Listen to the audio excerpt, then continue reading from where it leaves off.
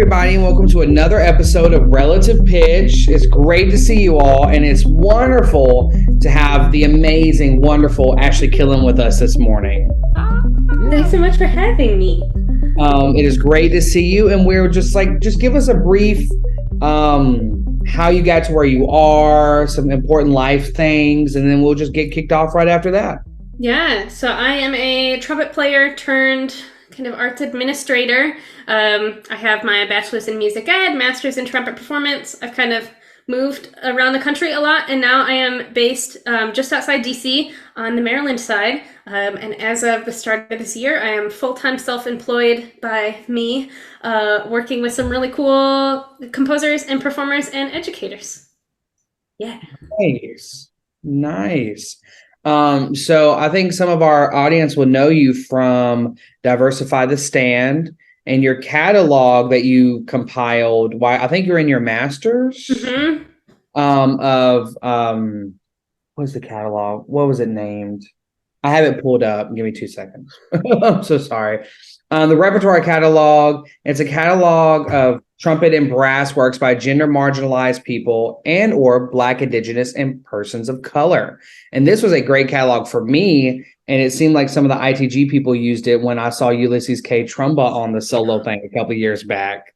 So you want to talk about a little bit of that and how you got to stumble upon that in your master's? Yeah, so while I was at UNM, for anyone that may not know, the University of New Mexico, I was getting, so master's in trumpet performance. I got like halfway through my degree and I was like, I don't actually want to sit in a practice room and play Petrushka.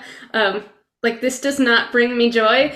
So it was kind of like a little crisis because no one had ever talked to me about what else can you do for a career in music. And I took an optional musicology course called Female Voices in Composition. Yeah, it was Dr. Minuti's class. And it was amazing. The final project of that class was to build a recital for our instrument and write program notes on it. And it was so cute because I got to go talk to that class this semester, and everything I've done has stemmed from her and that class. And so I did my research. I started contacting composers, and on one hand I was so excited because I'm there are so many great pieces out there. And my master's recital was that final project. It was called More Than Just Dead White Guys, a graduate trumpet recital, and it featured all living women composers and my first commission that I'd ever done. And it was so exciting, but it was also really infuriating because I'm how have I gone at that time? It was 22 years without knowing. I don't know. I'd always been handed a trumpet solo and been play this. I never knew that I was allowed to question things. And so I just started, I was it obviously can't be just me at all. And so I just started compiling and documenting and building a Google spreadsheet. And I know now there's a lot of really great resources out there. At the time there was one PDF for trumpet. And so I'm great. I obviously this is not the be all end all, but I made sure I really wanted composers to consent to being included in this. They know that they're included in any pieces that they want added. It is just a single person that cares a lot. And I just want to help other educators. And that's kind of how that all launched. And I still use it. Anytime people ask me oh, can I have any recommendations for recital rep? I pull up my spreadsheet because it's just it is a spreadsheet. It is just a bunch of lines of data, which is why it's so important for any performers and educators to go beyond and, make sure that they're learning about the person behind that line in data, and they're learning about the piece itself and the composer itself. But it's at least a space that just combines a whole lot of information really quickly. I really enjoyed that class. Really kind of sparked your I guess your questioning of first of all, I can question what I want to play, because I think, especially in this classical music world, we are just told what to do since 6th grade when we start our instruments. We can't choose music. Music is chose for us, and then we go on and we just deal with it, and we find a story that kind of resonates with us. But it's well, most of the music that story does not relate to me whatsoever. So instead of, coming up with this fake story, I can find a piece that actually resonates with me and identify with some part of who I am. So I really loved hearing that she's like, I can question this now and I can find music of my own. Now, how hard was that, taking that leap of faith of like, okay, let's see what's really out there. I really loved it because I'd always loved research. And now it was like research and getting to build these relationships with living people. It was very like imposter syndrome at first because I was like, oh my gosh, like you are this at the time, everyone has, and maybe not everyone, but at least at the time for me, it was very much like composer with this like entity, this like being. And I was just like this lowly grad student that wanted to play music. So I was terrified to reach out to anyone. And even like, but when I was asking for consent to make this resource, it was very much like, you are the coolest person on the planet and I love everything you do and everything you're about. Like, please, can I share this with the world? And now I've kind of gotten over that imposter syndrome enough to know that like, okay, composers are just human beings that want their music played. And it's a lot easier to make that connection. But I've talked with a lot of students who feel the same way of like, I'm a student, I can't reach out to people. And I felt this way going to the International Women's Brass Conference and these different conferences. It's always that fear of like starting that networking and you realize like everyone is just winging it. And Yeah. we're all, most of the time, everyone is just a kind person that's happy to like have, connect in person. Yeah. I will piggyback off of this because that's where I first met Ashley was at this past year's IWBC. And I was just like, she started that. Oh my God, is it? And it was just like, I will say this, and I've been like ITG, we all been to all these conferences. IWBC is one of the most welcoming conferences ever, period. Point blank. Like you just feel like a base level of like they want you there. And they even then the competitions, they're like, I want you to succeed. I want you to, they want everybody to succeed. It was great, especially with the CBC being like their debut conference last year, the Chromatic Brass Collective for everybody out there, which is you should go check them out on Instagram. It's great. But I would say like IWBC is one of those conferences where it's like they want you there. And it's very cool. But that's where I met Ashley, and that's where I met like a bunch of other people. And I was like, oh, this is nice. I can talk to people now. This is cool. It was such a good space. And like I went to the IWBC conference in 2019 and even just because that was right after I graduated, it was a totally different vibe for me because I was in that state of like everyone is so big and famous. Like I could not waste their time. Like I swear about like shit my pants when I went to go talk to Susan Slaughter and I was like, you are like a goddess of, and she's just this nice older lady that was just like happy to chat. And so going into this past conference and even like I'll get to meet you all at Midwest and these like, educator conferences and in different spaces. Now I'm like, okay, I can hold my space and like worst case, someone just like walks away, but it just feels more, and maybe that, partly stems from the pandemic on like all of us finding out that like, oh my gosh, we can connect online and having all these like virtual relationships and friendships and things.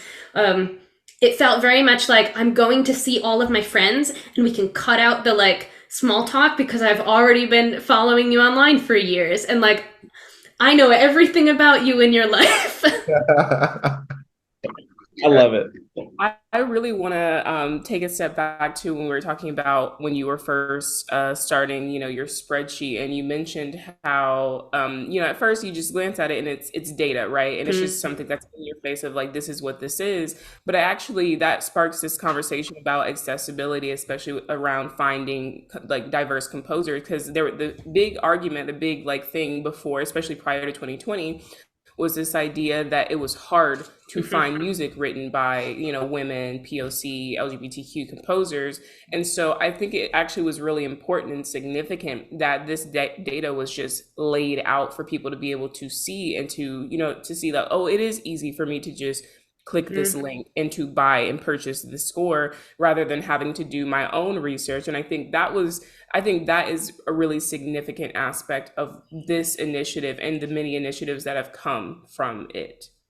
Yeah. And I think it's important, and I talk with people about this, knowing not only having the access to the data, but knowing it was like gone about in the right way. I know a lot of, especially early on, I had a lot of composers who, when I reached out, they really appreciated me just asking. Because I've had a lot of friends who find their names on those resources, and like it's it's really vulnerable to have your information out, but it's really uncomfortable when you're like, how did you get that? I didn't know about this. Like, how is that? So knowing, and from anyone wanting to do research like this too, knowing, what information are you collecting? Why? Do you have it protected? Especially now, like now more than ever, with the amount of laws and bills that are trying to be passed to limit just human rights for so many, making sure that anytime too, knowing how composers want to be represented. And that's the big thing that with Diversify the Stand, that we've always made sure on anyone we work with, all of the language is very much, how do you want to be seen, and how can we really represent you? Because even though it's our collection of solos, like it is your work, it is your face on this, it is you.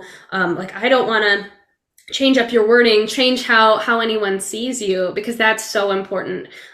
Because some people do want, their disability, their background, their race to be at the forefront, because that is who they are and that is what their music focuses and centers around. But not everyone wants, their identity to be at the forefront, and they want to be known, for other things, or, I want you to recognize and like engage with my music, not just because I am a type of person. Mm-hmm. That will make sense. It does. It does, because I think a lot, especially what we're seeing now post 2020 again, which is like the negatives, right, of DEI, and we always talk about the negatives on this podcast, as well as the positives. But like, there are people now who it is a box to check on every performance they do. Like, do I have a woman composer, or do I have a LGBTQ composer? Do I have, like a composer with disabilities? Do I have like a BIPOC composer? Like, instead of it being like a meaningful approach to like why they want to play this music and why they want to play music by this person or this community, it's instead something like, well, let me make sure like I don't get caught. I hit the numbers. Exactly. Exactly. Building a post-COVID recital. It's like, I need my one composer here, great. And then let me throw on the music that I like, Hyde and Hummel. I'm like, bro, we have heard Hummel since when it was written. We are good. I'm telling you, good. Unless you got an orchestra behind you, we're good. See, I wouldn't even, there's so many good like concerti out there. There's so much. That's the thing now. I'm like, life is too short, and like I do not get enough performance opportunities. Why would I waste my energy practicing to play a piece that has been played way better than me hundreds and thousands of times? Like, I don't know, and I talk to students so often about like, make sure that the music you're playing resonates with you. Make sure that you care about that, because whether or not, like, we're going to all screw up notes in recitals. Might as well care about what you're trying to portray and get across to the audience than just like, I have to play this. Like, you will never, I think the worst piece ever written for trumpet is Concert Etude, Gedeke. And anytime I say that in workshops, people are like, but I'm like, it's true. I think it's poorly written. I think it's one of like the early pieces that they give students to practice double tonguing. And then you get all of these like really poor renditions of it because students don't know how to double tongue, but they're like, I'm going to learn how to do it in here. Like, there's just, when we talk about accessibility, it's also about like accessibility of the level. And that's why we started Diversify the Stand, because like, there's nothing out there for young players. So they play hard stuff and then they sound really bad on it. And yeah, so lots of thoughts there, but like, yeah, I am not going to waste my time on music that I am not personally invested in. Yes. Right now I'm in my master's for conducting, and as I look back on every piece that I did this entire year has been a representation of me as a Black person in this field, which is very not represented whatsoever, especially in the wind band field. So every piece that I've kind of done has either been a Black composer piece or a piece that is from a minority. So I'm like, yes, that is absolutely what I want to do. And you know, a lot of people would probably look at that and like, why aren't you trying to do, you know, the Mozarts or, you know, the Hindemiths or this and that? I'm like, well, that's been played thousands of times by, you know, better conductors, better ensemble players, better all this. And truly, I'm sick of hearing it. I'm bored. Like, and if it's on the program, I'm like, I already know what this is going to sound like.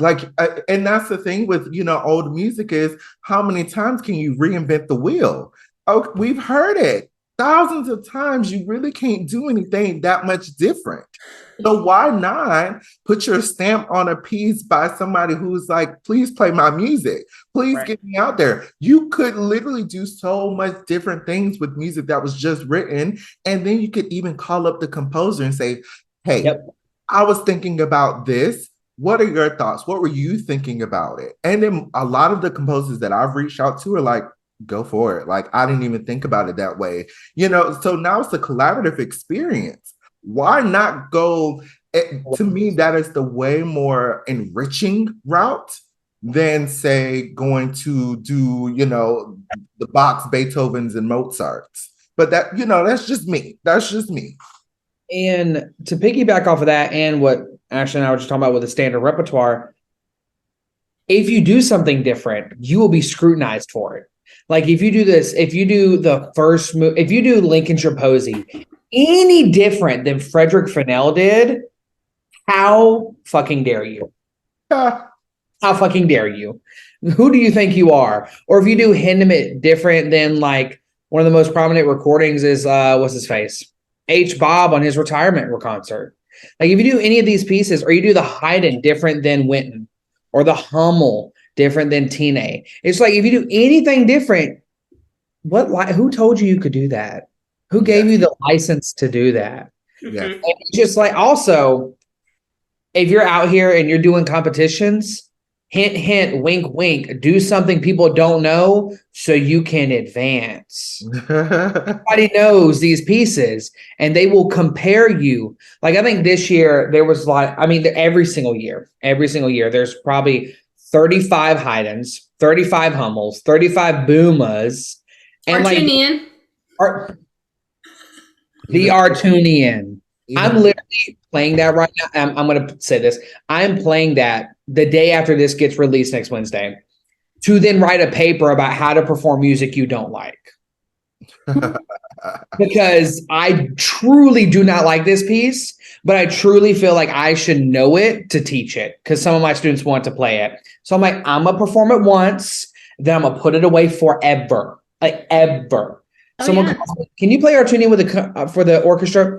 You know, I got this other piece right here, and it's actually easier for y'all, and it's like better for me. But I was gonna say, Ashley, I don't know if you noticed this. Like, I bought like a couple of copies of Winds of Change, and y'all, there's this piece called Leper's Pursuit, and it is like crack.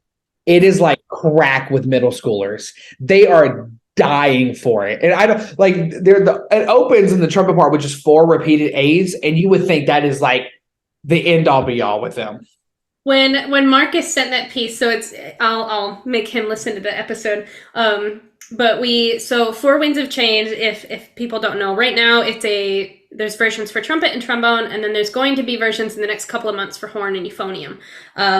And we're starting to expand as we get funding to do so.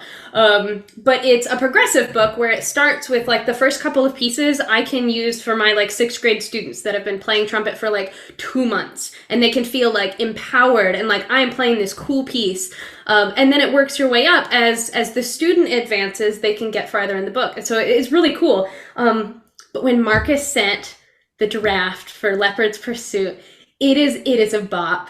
You're just like jamming and like it's so cute because we get like we have what's it called, click tracks to play with piano accompaniment, so like students can feel like, okay, I can know how the piano sounds, so like you can learn that before you go into a competition or solo ensemble or whatnot. But it's just so fun. And yeah, the melody is not difficult. It's within an octave for the whole solo.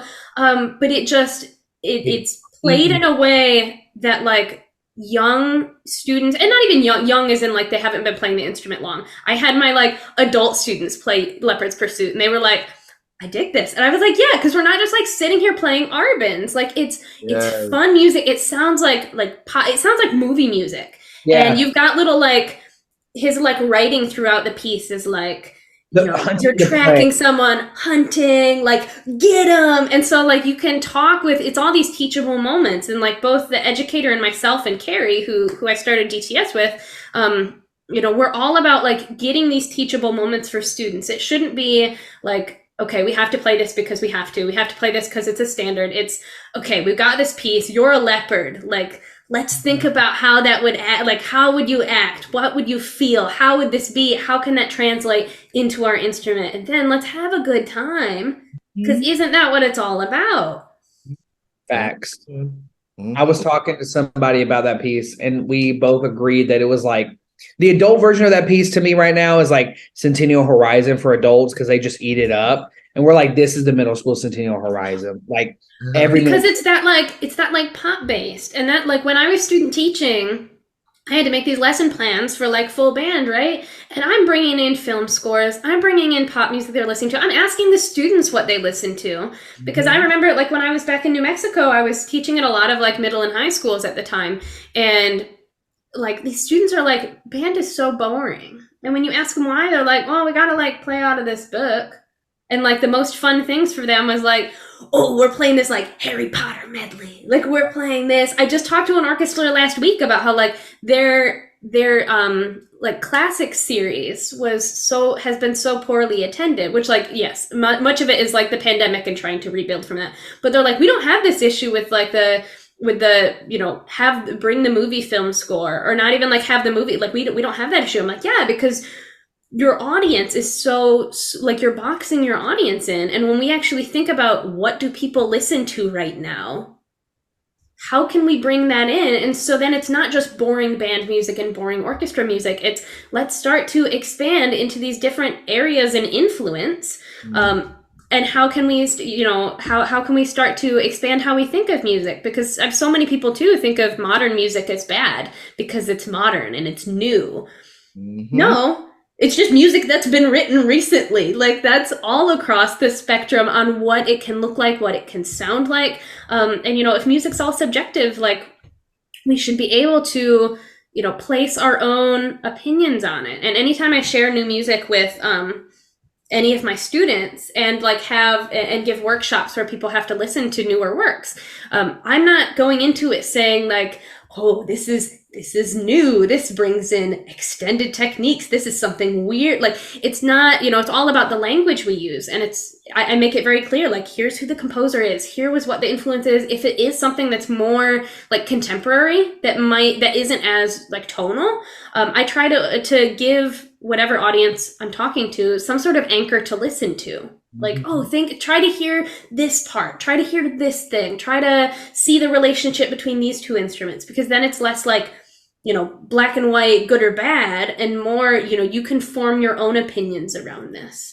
Right.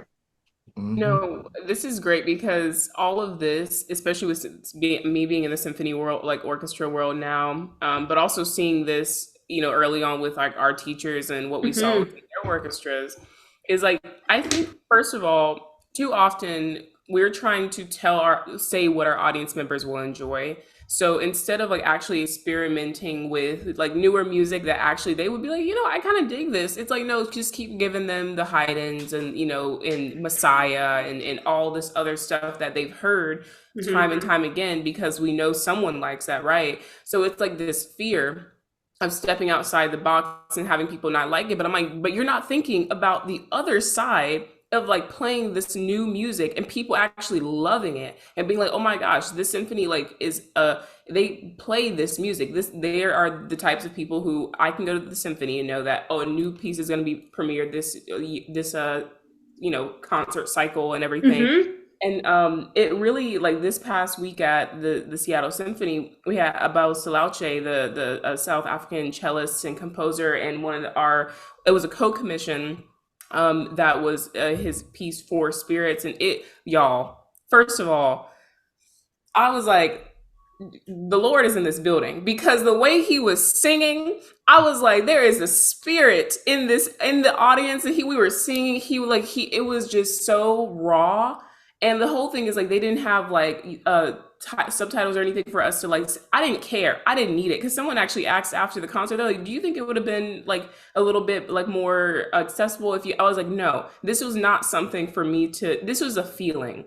Like, this experience was a feeling that I didn't even realize how long it had been going." But he got us to sing. The Seattle Symphony was singing. I was like, "Is that a chorale I hear?" It was beautiful. It was so moving. And the way that people were absolutely raving, because apparently what happened, it was a Thursday, Saturday, Sunday show. Mm-hmm. Every day the audience grew, because people went out in the community and started talking, saying, "You got to go see what the symphony's doing this weekend." Mind you, it was the concert was that and Symphony Fantastique. Now listen, Berlioz, love Berlioz, but they put Abel's piece first. And I was like, I'm sorry, I'm underwhelmed now, because it should have been flipped.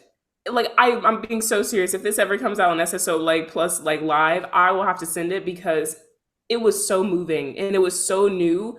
And it showed that modern music, new music that literally was composed yesterday, today, tomorrow, doesn't have to be something that it can be something that touches people and brings in these newer audience members who have never stepped foot, into the hall. So I think more than anything, we have to stop babying our audiences and actually see them for the adults and progressive individuals that they are, and allow them to form their own opinions on music. But we can't do that if we only expose them to one type of music. Mm-hmm.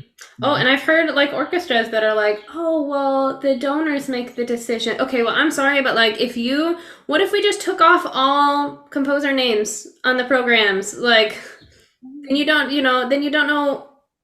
So many people just expect, like, okay, I have to see Beethoven's name on this program.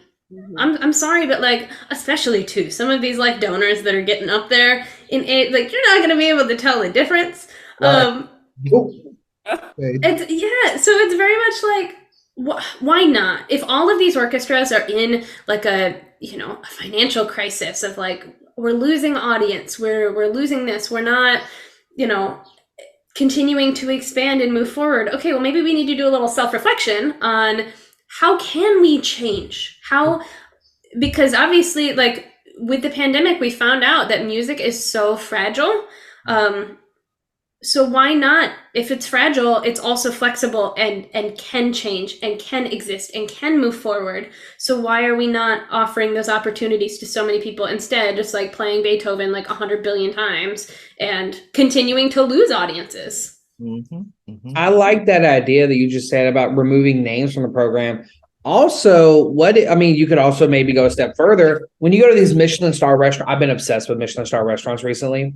I want to go so bad, but then I went to my first one. It was wonderful. And correct me if I'm wrong, but sometimes they don't tell you the menu. They just like, you're about to get ready. Like, and they just give you the courses. Yeah, this place was a very much like, we went to celebrate paying off loans, and we went and amazing. But it was one menu, and you had like 2 or 3 options, and it was like a 4-course sort of thing. And so like my husband and I went, we each chose something different to like try, and they were all very small, but it was like everything was flawless. And it was like, we tried things that like, same thing with a concert setting, like I would not have thought that like barbecued carrots with cornbread ice cream was going to be a good thing. But then they brought it out, and that was like, okay, this actually, how does this work? But it works. Come out. Good. Hey, you had that in Maryland? Yeah. Okay, I'm sorry, girl. Oh my gosh, y'all come out here and like I will take you there. It was I don't know what Michael. First of all, you would not disrespect Maryland like that. That's what you not do, because honestly, the Maryland has some good food. Oh, Is they a good crab? Is that the crab? Crab, like do have yes, crab. Mhm. food, and like the DMV area in general is just delicious. So okay, put some respects on Maryland. No, I was just surprised. I'm sorry. I like after living in Michigan for a couple of years, I know Michigan is just different. Oh, I'm from there. Yeah, it's But like everything you got above white people food. white people, white girl. I was like, does salt exist?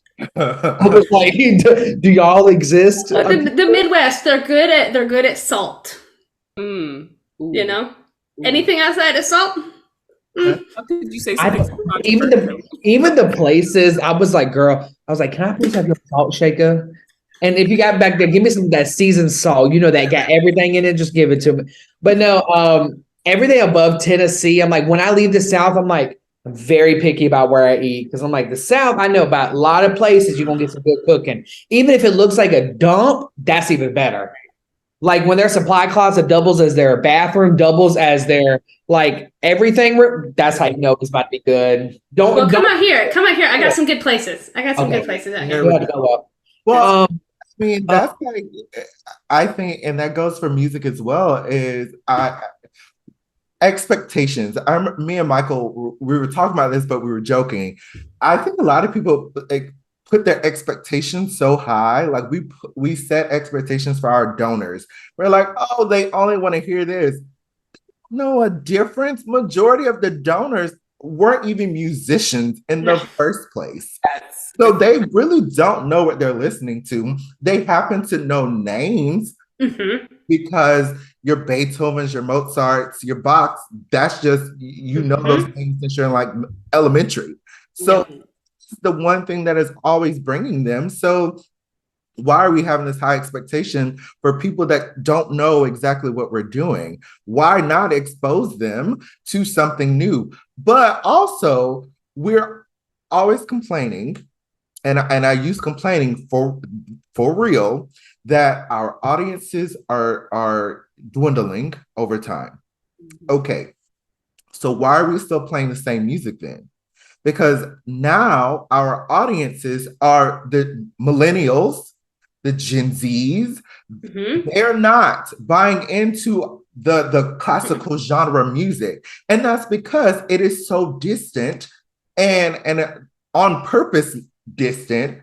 Have you ever heard the older generation in our field talk about new music? The way they talk about new music, it's like, how dare you? How dare we play new music?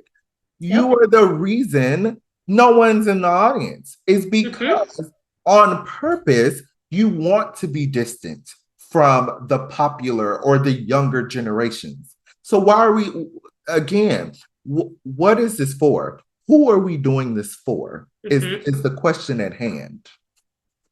Yep. Oh, exactly. And there's so many cool ways that you can bring collaborations in too. Like the thing I love about the people I work with is that they are like living human beings. And like, so one of you brought up earlier, just like the potential of calling up, calling up the composer, asking questions. I had a residency out in Iowa last October. And they asked me to put on a recital, and I wasn't comfortable doing a recital for trumpet and piano because it had been like years since I'd played with a pianist. So I was like, is it cool if I do trumpet electronics? And they're like, yeah, go for it. Do whatever you want. I turned it into this like lecture recital because I was like, okay, I can't do like an hour and a half of like trumpet electronics on my face. Like I don't have the endurance for that. So like I spent a lot of time talking about collaboration and talking about how I programmed these pieces and why I chose these pieces. And I asked each of the composers, like, could you send me like a 2-minute video, whatever, 2 minutes or less, introducing yourself and talking about the influence of this piece that you had. And so I had my little like Canva presentation on like a big screen behind, and my audience got to go through, not only hear like my side, I talked about like my side of the process after the composers did, but they got to hear from the composers from their own mouths, talking about themselves and talking about the piece and why they wrote this and just like how much it meant. And then they got to hear my side of like, this is how I know this composer. This is what we've done together. Like, here's how I've built up these collaborations. And then they get to hear the piece. And most of those pieces, it was the first time I mean, it had been the first time I'd played live since the start of the pandemic. But a couple of them, it was the first time there was a recording of it out there. And it was just so cool. And the amount of people after that were like, I had never seen that done before. Like getting the composers involved. I'm like, why not? Right. I didn't have the funds to like bring all the composers out to be in person, which like obviously like having a composer there like in real life is the most amazing thing. And especially with these like composer in residence and just getting them out for premieres and stuff. Sometimes that's not always possible. I do get that with budgets. But making a video that does not cost any dollar bills. That costs like a couple minutes of people's times. And it just means so much more than when they can actually like hear from the person who wrote it.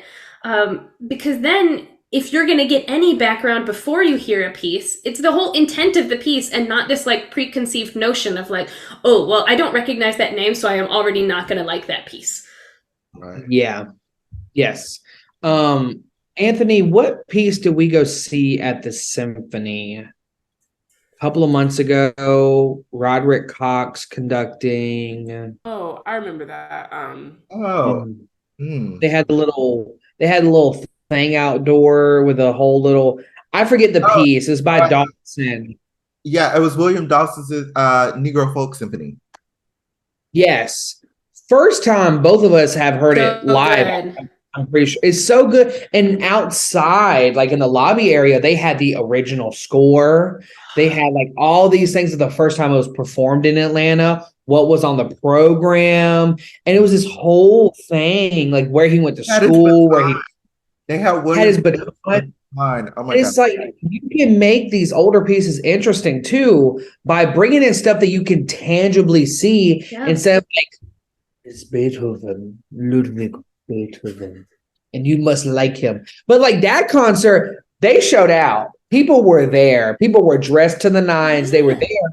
And then I went the following week because what? Yeah.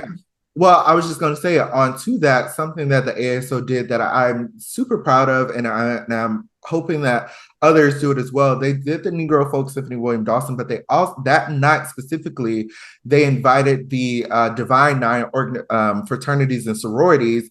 So the AKAs, the Kappas, you know, historically Black fraternities and sororities to that concert. So it was full of, you know, the culture that this is representing, which I thought was so amazing. And now you're bringing people who would not have naturally come to the ASO or just a symphony orchestra concert, but now they're in the building and like, oh my gosh, this is completely different from what I thought. That was very innovative. That's a relatively small thing to do, but it made such a big difference. And it's so cool to see a large orchestra do that, because so many times it's these like the groups that are making these changes and continuing to evolve and move forward are these like smaller orchestras, because like if you're going to continue having people in the seats, you have to keep shifting. And so many of these times it's like those large orchestras that are like stuck in their like square ways. But to see that, like, you have expanded the audience. You've broken down so many of these like barriers on what people think, both from the side of like people that are already classical music goers and people who hadn't been before. That's like, okay, this like can actually be something so powerful. And if we talk all the time about like, oh, music is powerful, music reaches people, well, why are we continuing to just reach the same sorts of people? Why are we not reaching society as a whole? Why are we not reaching the, you know, like the demographics of the areas we live in? Why is that not the case? It's just that false assumption that there are only certain communities who are interested in the classical arts in general, right? It's this idea that only a certain type of person. It's like, no, that's not actually true, because the thing about, especially communities of color, we will show up for our people. We will show up for our culture, you know? So that's what happened when you saw the Met doing all those Terrence Blanchard operas and everything. I shut up in my bones. Who was there? You know what I mean? Like, so, and that's the thing is like, for me, I've started to come to the realization that they know this. It is just they want certain people in there.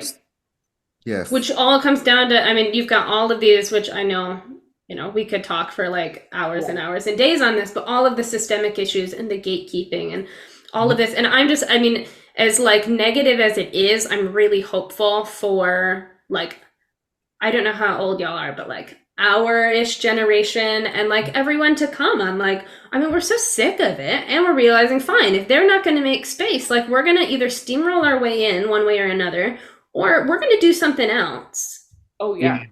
Because we don't need you to have a fulfilling life or career, or, you know, to be quote unquote like a good musician. Like there's so, and I mean that comes down to these like pipelines of like what music is and who is a musician and who is an educator, and there's just so many things that you can do to have a fulfilling career, whether like music is your full career or not, to just like experience like the arts as a whole. Yeah. It's just and it was even better going to that Dawson performance, and then the next week half the hall is empty playing pictures. I was like, I went because it was my former teacher, and it's a big piece, and I've never heard that piece all the way through. Only listen to the first 30 seconds. I'm gonna be very honest with everybody. Like, and after listening to it, I was like, yeah, I really only like the first 30 seconds. Yeah, like there's like some you're like, okay, I like dig this like minute of it, but then the rest it's like, okay, like the whole Goldberg and Schmiel being portrayed. Yeah, that part, there's a little problematic things in it, but I do like the idea of when they usually play it with the actual pictures that influenced it, or I think we did at UNM last year, we did a version of it where we did photos by New Mexican, like, oh, that's cool. So like that, I'm about that type of stuff. I don't know. Right, but that's also kind of engaging multiple, you know, avenues of it. Yeah, you're making this like, you're making like this interdisciplinary experience. Like there's so much more that can be done, and like sure, some of it takes some time. Like you need time to plan what kind of angle, what area, because there is a bunch of things you could do. But like, get a good curator. Collaborate with some people, like pay me like $100,000. I can put like a great performance on. We can connect with art. We can connect with poetry. We can connect with all of these areas. Like some of these artistic directors, I'm sorry, y'all deserve to be fired immediately. Because they're not really artistic. I'll take the job. I'll take it. I love it. I'm a dreamer. I'm not a doer. I can dream big. I just need people under me who could do it. Oh, see, I'm the doer. Like I'm the dreamer. Give me a good idea. I will like plan out every detail to make it start to finish and to like launch the project, which is most of what I do now. Well, and I do want to talk, because you were talking about like how our generation is really doing things because we're sick and we're tired. And I saw how like you are the founding member of the ITG Diversity and Inclusion Committee on the New Works Committee. So like, first of all, you were in our generation, and ITG, I'm pretty sure this organization has been around for years, upon decades. And this is the first of this type of committee. And I'm pretty sure it was probably, you know, in the last, 5 years that this was created. So what were you, I mean, yes, congratulations, but, you know, how do you feel about it making those strides, but being, you know, just in the recent years that this has finally become a thing? Yeah, I mean, there's so much for anyone that's from any marginalized background. It is so hard to make any change, as you know, as many of it, like it takes so much energy, and that was the type of thing that Carrie and I initially started talking to ITG on, and we were like, hey, we're just two white women here that are like really irritated at the lack of change, and so like we're not trying to be the be all end all here, but like we want to connect people from all backgrounds doing really great things to make this better, because it is a very like cishet white male organization. And very much. One of the reasons we also started Diversify the Stand was because like when you get into large like nonprofit organizations, which is also a lot of the struggle for like orchestras and stuff too, is change takes so long to make Like we spent a year talking with different people on getting tromba on the competition piece. Like it takes so many conversations to be like, this is why this music has value. These pieces have so much value. I mean, this year is the first year that the like solo work for ITG is by a woman composer in 2023. Like Totem Voices, Catherine McMichael. for the feature one is Lauren Bernofsky's trumpet concerto. Yes. And that took another year to have these and like thankfully like Jason Bergman, the president of ITG, was very on board with like, yes, I want newer rep. I want to continue to showcase different works in this. But one of the reasons we started DTS was like, we're like, these changes aren't happening fast enough. So we need to make these things happen fast enough.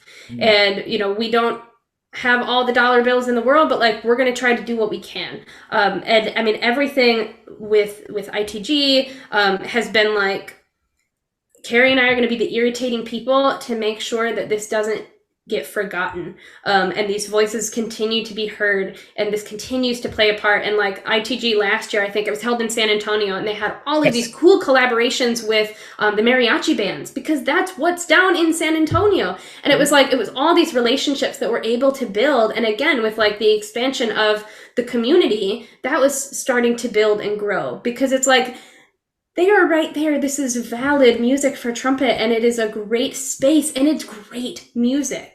And let's continue to build that. And so thankfully, I think that all of that kind of stemmed, at least for some people, I can't speak for every single person, but in a lot of these organizations is the same. Like you get a couple people in that don't want to be, I don't want to be the face of anything. I just want to like be behind and be constantly poking at people to make sure that the change gets done. Again, I'm the doer.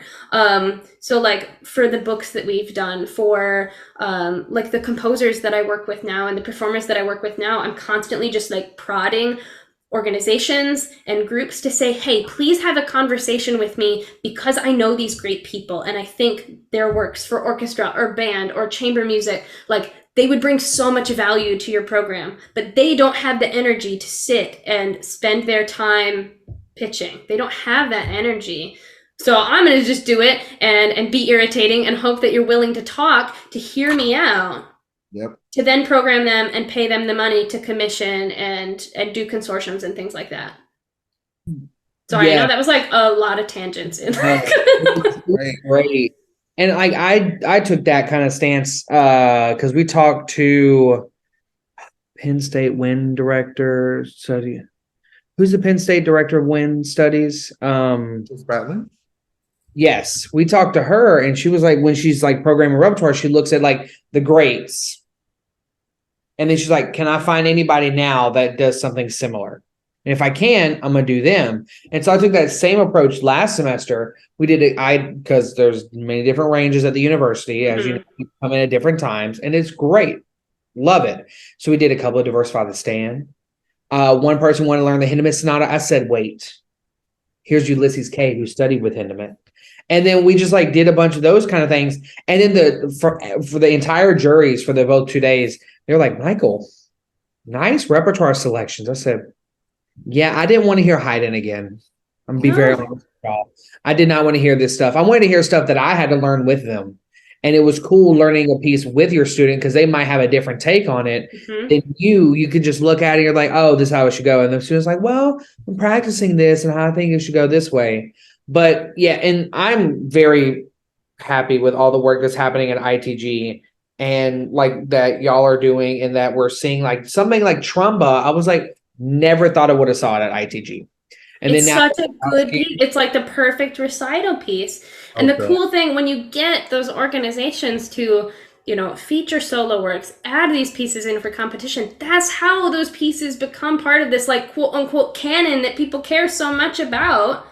These mainstream works. And I don't know, I just love that like it does open all of these doors, and students can start to see that like, I mean, not every teacher is like you, unfortunately. Like so many are like, I have to know the piece, I have to vet the piece. Like there's so much music out in the world that you are not going to know. Yeah, and like when I was planning my recital, I went to John and I gave him a stack of music and I was like, this is my recital, period. Like this is what it's going to be. And he was like, I don't know most of these works. I'm like, great, well, you're going to learn.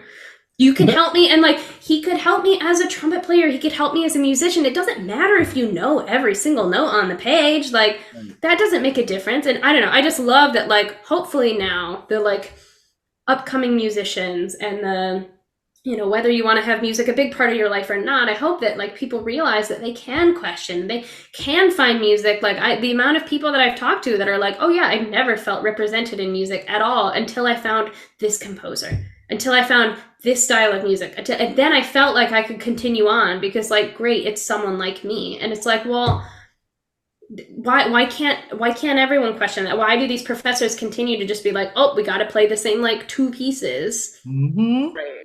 Mm-hmm. And this is my biggest thing. Teachers, stop only questioning your students about when they want to play newer music or music by diverse composers. Because if you're not also questioning them when they hand you Mozart, Bach, Beethoven, whatever, but then you question them as soon as they pull out a Kevin Day, Valerie Coleman, Carlos Simon, Yugo Ubayashi piece, and then you're like, oh, why are you wanting to play this? Stop doing that. Unless you are actually asking them, unless you, every single time a student brings you a piece and you go, great, I want to know your connection to this and why you're interested in this. Unless that is what you're doing for every single piece, stop asking them specifically about pieces that you don't know. And in a way that's like, why are you playing this? Why do you try to persuade them not to play it? Stop that. Because that has happened to me so many times. And I'm sick of having to defend why me of all people want to play music by like not dead white men. Like, stop asking me this. I'm gonna stop answering. What I want to do, get on the train or hop off. I don't know. And even if it's a matter of like difficulty, like I was just talking with an orchestra about one of my friends, one of the composers that I work with. I was sharing one of her orchestral pieces with this orchestra, like a youth orchestra, and the conductor was like, I don't know if my brass can do this double tonguing section. Like that is the only thing that's holding me back from programming this. And I was like, great. I like text my friend and I was like, hey, could we do some sort of thing where we just like take out the double tongue and they just play the eighth notes? And she was like, yeah, great. Even if it's difficulty wise, I'm like, oh, well, this piece is too hard for you. Okay, well, can we contact the composer and see like, okay, what about it is too tough? Can we make any adjustments? Would the composer be willing to do that? Or would the composer trust me to like, you know, do some slight adjustments to this? Like, it's a matter of like, keep this line of communication open. And you can't do that with historical composers that aren't living, but you can do that with living composers. It's a quick email to send. Right. And that's it. And then now it's a group that like, great, you've got this great work. And for anyone that can do this double tonguing, amazing. For anyone who can't, we will still support you. And it doesn't hold you back from being able to still be involved in a cool piece. Right. And I don't know if this is like the public educator in me, but sometimes you just pick music that's a little too hard and you just are used to just simplifying stuff. Like I love this composer, I love this, but this is way too hard for these kids. So we're gonna change this here. Make sure let me hear it with full ensemble. Okay, great. And then like if you want to reach out, like of course, please reach out to the composer. I never thought about doing that because like I'm like they can't double tongue. I'm sorry. I'm like we are cut. You are gonna. That's also like the brass band, which is I'm in Huntsville right now, getting ready for NABA. Brass band's all about some changing some music. Composer who we don't care who you are. We have rebarred half the things. Every band here has rebarred half the things. That's another thing. I was looking at the repertoire thing. I'm saying, damn, this is white. This is some no salt, no pepper white. I said, and it's the same names. I'm like, I love Peter Graham. I love Paul Lovett Cooper, whatever it's called. Like, I love these people, Philip Spark, but only them? Only? How about next year for NABA, let's commission a test piece. Like, if you want something hard, just honestly, the person who will write you a piece that you could not play, Kevin Day. Kevin Day, I knew you guys. He will write you all the 16, the triplets, 5 tuplets, 8 tuplets you need. And just leave you out there hanging. Like, if you want a piece that you could not play, Kevin Day. Kevin. Love that man. Love that man. He writes too hard music. So grade 3 with them runs, babe. But even like, you know, stuff like that like, you pick too hard of music. One, you think about like, okay, what what is this, like, what's the purpose of playing this? Okay, if it's a competition, all right, you probably gotta, like, learn what's on the page. For me, I get, like, pieces by, like, I have a bunch of composer friends who've sent me stuff, and I look at it, I'm like, whew, Right. this is tricky. But I'm not playing it for anyone right now. Yeah. So I can take it in chunks. I can break the piece apart and like, okay, I will learn this. I just don't have a deadline for you on like when I'm going to learn it by. Yeah. I will work on it, but we're going to break it all the way down to the basics so I can learn it at my level and build up from where I am. And it's like, you know, students who maybe they do have it for me in undergrad as a music ed student, like I didn't have to do a jury. We just had to do a recital at the end of every semester. So like, okay, you know, there could have been flexibility on like maybe this piece will take you the entire year because of the difficulty. Like, is there flexibility there? And again, it just comes down to like, let's question it. Let's ask. Let's, you know, bring that up with people because sometimes, most of the time, people just hadn't thought about it before because they'd never been asked. So if you can be the one to bring that up, from my experience at least, like, okay, you're either met with a no, which like, okay, is there a reason to that no? Or someone saying, let me check, let's see what can be done. And then you have that, you know, you start to build that support into like whatever it is, you know. I love that. Like the idea of let's question it. I think that's something that you obviously have shown in the work that you're doing. We try to always embody that on this podcast of saying if there's something, we're going to question it. We're going to shake it. And that's something I think we all do individually as well, on our own paths.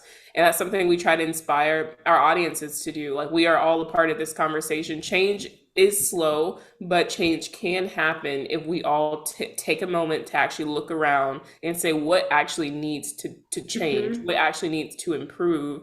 So I'm taking that for the rest of the year, you know, this idea of like, let's question it. And I'm going to embody that in all that I do. I challenge our audiences, our listeners to do the same thing. Take a moment before you act, just look around. And look around your schools, your work, your home, like all these things personally, you know what I mean? Like, let's actually question it. Let's talk about it. This was so fun. Like it's been really, I've been wanting to connect with you for such a long time. And this was the perfect way to do it. So truly, Ashley, thank you so much for being here. Thank you. Okay, we got to do like lunch or something at Midwest. Absolutely. Oh my God. Oh, wait. Did we? Okay, wait, time out. Yeah, we got to tell you something when we hang up. Ooh, fun. All right. Well, audience, our relative pitch people, we thank you so much for being here with us today. Thank you. And Ashley, please tell us, how can they find you if they want to call you in to come do a lecture, if they want to talk to you about becoming a nonprofit, like how can they get in touch with you? Oh my gosh, if you look up Ashley Killam just on like the Google, the Facebook, the Instagram, I try not to be super active because I don't really like social media, but I am there. And my website's just like ashleykillam.com. And I am happy to chat about anything and everything. Like I want to be a resource if you need recommendations or want to get in touch with someone or, you know, what have you. I am always here. I'm an open book in everything. Awesome. Thanks. Well, you are now officially part of the Relative Pitch Village. Oh my gosh. And we're happy to have you. And so everyone, make sure to go check it out. Ashley's amazing, so smart, and we'll be able to all the things. It sounds like all the things you can talk about. So thanks again for watching, and we'll see y'all next week. Bye. Bye.